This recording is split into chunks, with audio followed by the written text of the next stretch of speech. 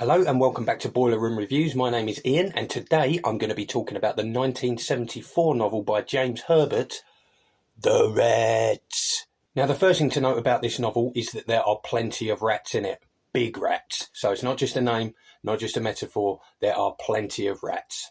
The novel was set in post-war East London, where there are many buildings that are still left bombed out, left ruined from the Blitz and from the Nazis coming over and bombing throughout the war. So the idea being this has left the perfect breeding ground for rats, and maybe even a new kind of rat, a scarier rat. There are plenty of characters in this novel, but James Herbert just kills them off.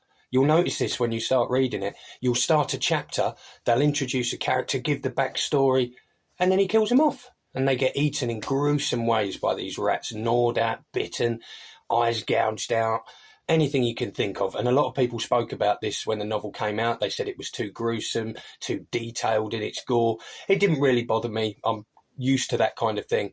But yeah, it is quite gory. So if you're not into that kind of thing, this is not going to be the book for you. The main character is a fella called Harris, an art teacher. Harris seems like an anti-establishment sort of character, which is hardly surprising for an art teacher. Harris lives with his other half, Judy, and their relationship and how they get intertwined with what's going on with these rat attacks and how it escalates. That's the main thread of the story. There's also a politician called Foskins who features quite heavily in it, but I would say don't get attached to too many characters because Herbert does really like to kill them off. They're often completely unrelated to the main story arc that Harris and Judy are going through. One of Harris's students gets bitten by a rat early in the novel, and this is how he gets intertwined with it. He has numerous experiences with these rats and ends up getting brought into like a task group that the government sets up. The way he's brought into it seemed a little bit unlikely to me, but if you go along with it, it doesn't really ruin the story. So this task group think of different ways that they can combat these rats, these giant rats that are coming through, not like the normal rats. And we get taken through the different methods they try.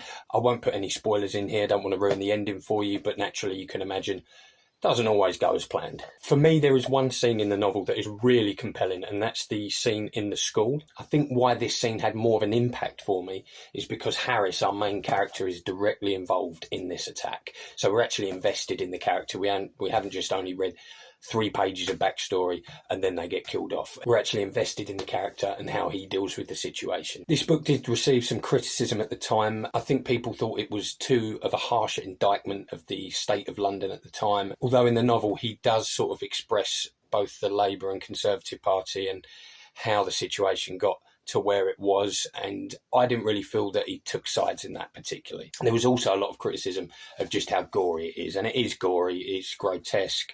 As I said before, the rats were going for eyes, they're biting out hearts, anything that he can get hold of.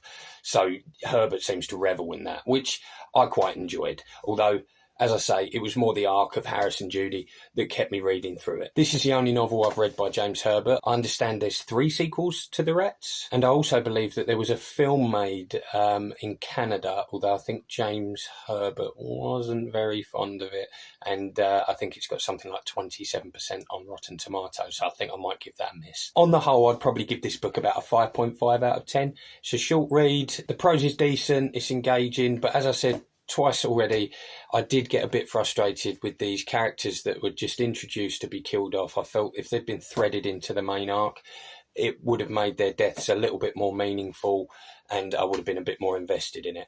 But yeah, I enjoyed this novel. What did you think of it? Is it worth me picking up any more James Herbert? Let me know in the comments, like and subscribe, and I'll see you soon.